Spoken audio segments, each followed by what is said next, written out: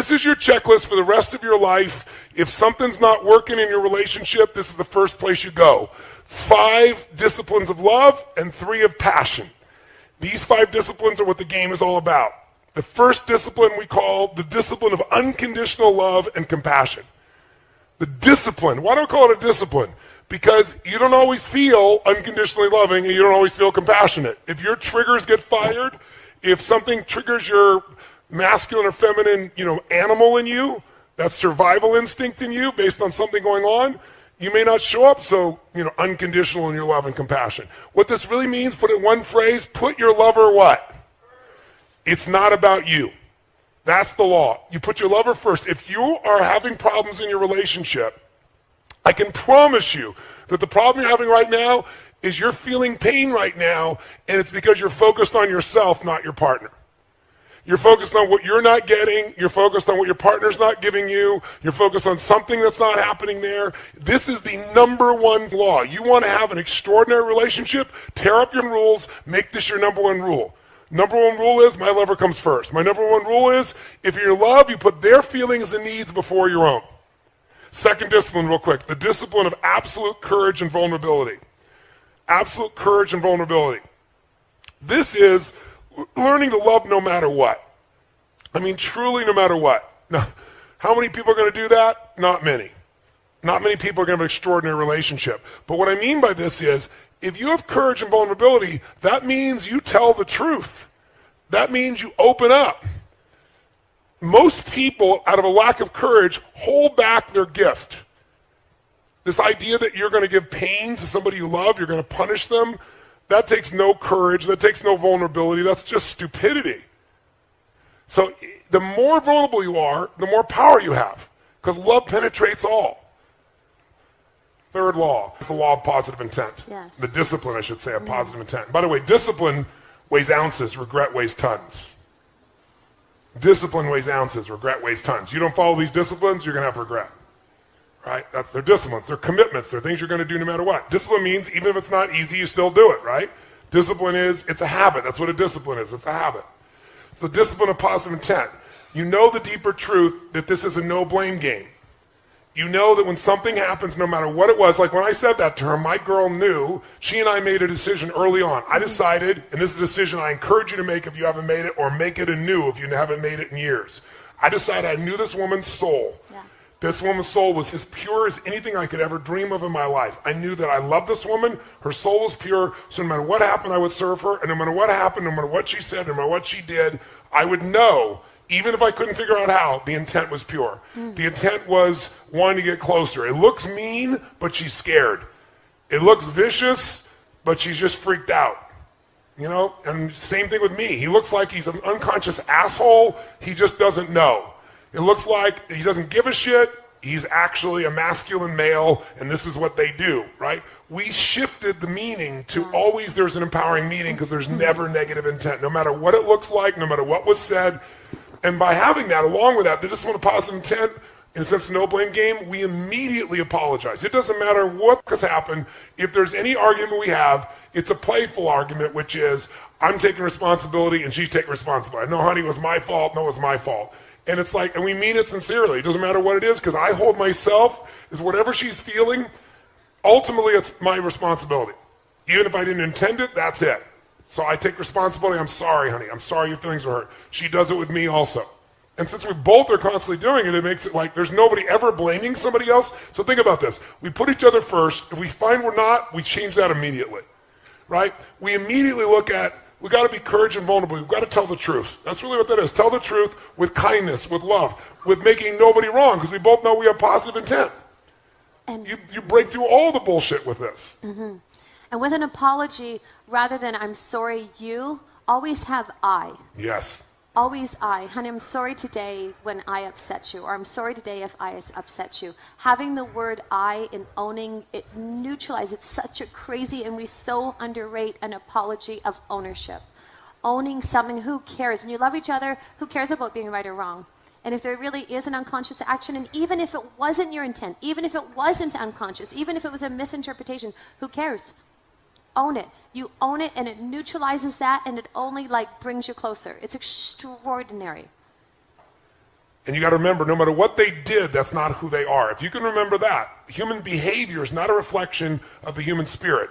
Often it's a reflex action of the animal inside of us.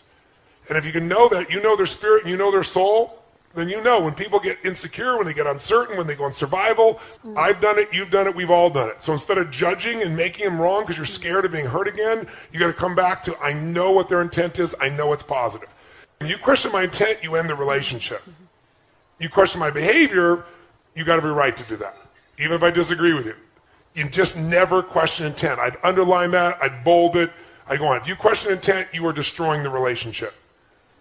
So when you look at somebody, usually you subscribe either what you would do, or if you dislike something about them, or you're in a bad state, you'll come up with the worst reason why they did it. It's never the truth. They did it to meet some needs, same as you. But underneath it, if you know their soul, you just don't question their intent. Now think of it, if you just did these three things, what would be destroyed on your list? Oh my God, our kids, blah, blah, blah, blah, blah, blah. Wait a second. My wife comes first, my husband comes first. You know what? Bottom line is, I trust and love them. These kids are going to be great. I'm going to bend. I'm going to find something here for him. I'm going to find something here for her, right?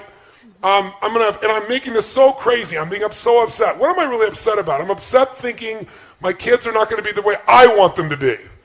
Not my kids are going to be the way they're meant to be. So it's really about me again, right? You know, discipline of absolute courage. You know, honey, I just want to talk to you. I'm concerned. This is how I was raised. I know you were raised differently, vulnerably. I love you. I love you the way you are. You're a rebel. You love me. I have rules. Maybe our kids will be okay with that too. What do you think? Finding some way.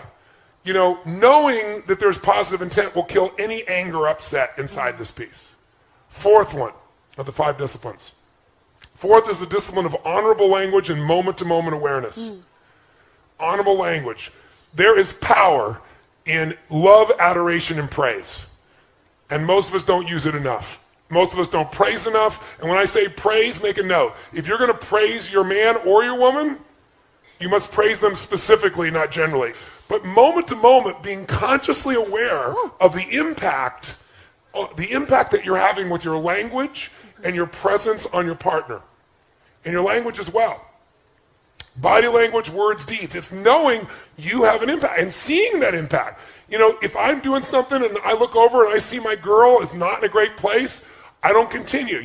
So what happens for a woman to understand is we get information in, and if we hear a word, words go into that file in our brain, left hemisphere.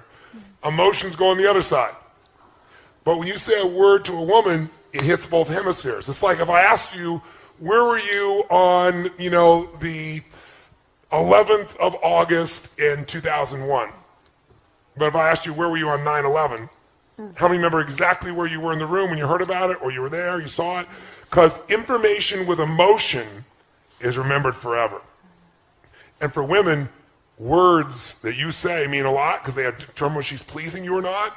And those words get connected to emotion, and you might just be saying things, because guys say things all the time, right? And when you're that upset, gentlemen, there's nowhere to go. You're never going to hurt that woman in a million years. So the only way to let go of some of the pressure is yell or scream or use some words. But then she takes those words in and she's hurt by it. And here's a trick. I'm married to a very passionate man. He's married to certainly a very passionate woman. And we made decisions. Never, I hate you. Never, I'm going to leave you. And not F you.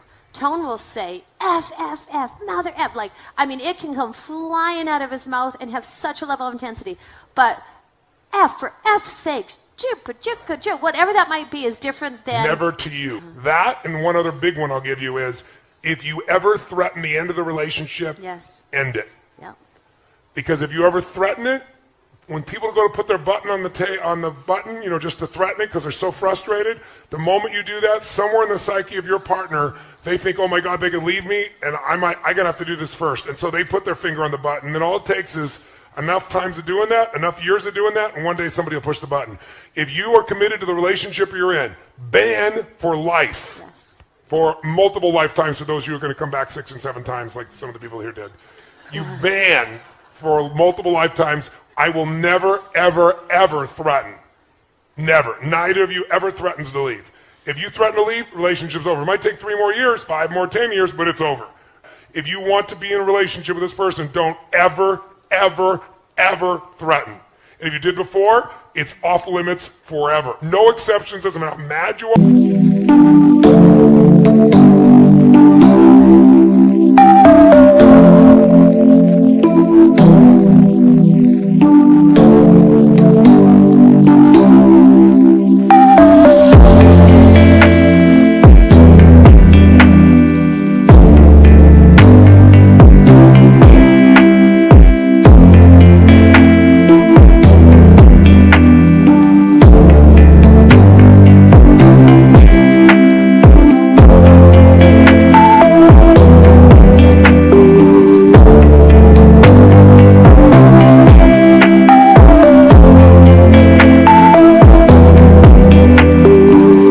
Angry you are, sad you are, never. You're not unconscious with your language, you're not unconscious with your deeds, you're aware of the impact and you correct it immediately. You constantly realize, I'm pissed off, I'm hurt, I'm sad, it's about me. Let me step out of me, I'm into something bigger here. Right? I'm not about that, I'm about something bigger. It's what do they need? Let me step in there. You do that enough times, it'll become a habit. And finally, number 5, the discipline of giving freedom. Giving freedom. Men live for freedom, women need it also. But it comes in different forms. And it's the power of forgiving, forgetting, and flooding. Forgiving, forgetting, and flooding. Now, women seem to have more of a difficulty with forgetting. But you can be forgiving, and forgiveness is when you realize that what you thought happened didn't really happen. You gave it a meaning that doesn't really match reality. You're expecting your partner to be something different than they are. Flooding is one of the most valuable skills you can do in your life. If you don't flood, you'll have a hard time forgiving and forgetting. And we flood our magic moments. I mean, all the time. All the time. And we capture them. You know, we have our little app of a journal that we capture all of our beautiful moments. After this event, when we get home on Sunday, we'll spend an hour and just capture all the beautiful moments that happened here. Everything that was funny, everything that was beautiful, everything that was touching. Because otherwise, it's actually what Nicole was talking about. Maybe she talked about framing. You have a peak experience and you actually give words to it, and that frames it, and it helps to get to that place. It's just like you bypass all that effort that took you there, and then that's your next starting point. And then you have another peak experience, and then you share that and you frame it and you give language and you give words to it, and then boom, you set the bar higher. And a lot of times what happens is magic happens in life. Grace pours, and we don't give words to it, we don't celebrate it, we don't recognize it, we don't see it, we don't appreciate it. And putting words to that of appreciation and and reliving and experiencing it, it is, I would say it's one of the top 10 things for us that we do that just, it ignites and that feeling and just of utter appreciation, and we always capture it so we can go back and read it. It's so beautiful. This is something to share. So when we first, it's true. A setup. He was so, oh my gosh, like I mean, rigid, militant, blue, like so intense about these things. And so, I mean, anytime that anybody would talk about eggs, he was just like, and what felt like he was not vicious, but it felt like that level of intensity.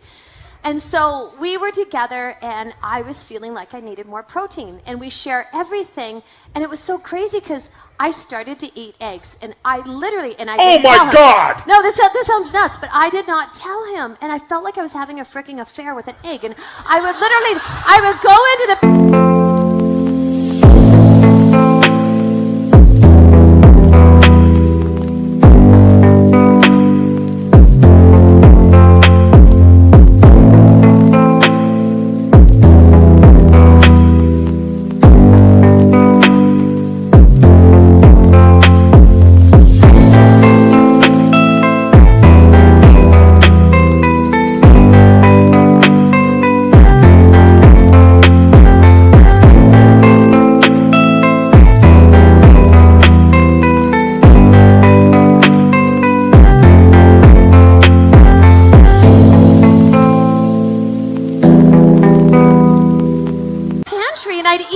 And I'm like, this is nuts. Like, this is crazy. It seems ridiculous. You're nuts. And it sounds nutty. But what was like, and I put so much energy into hiding my egg eating, and then it got to the day where I was like, this is outrageous. This is just out of hand. And I sat him down. So she finally came out Finally and told him. she shared me the affair she'd been having with eggs. And I was crestfallen. It's crazy. I still hate him. He does. Still hate him. Like, He does. And I still eat him. I love breakfast. I love my eggs, and I love my breakfast. I love and her. Yes, So he I does. love an egg eater. Now you know the truth. Yeah. So we disagree completely, but we love each other. So that's how you balance it out. You get it? You get it? You put love first. You love more than your rules. And it makes you a better human being because it opens you up, because lots of things we're making life and death that really aren't. They really, really aren't.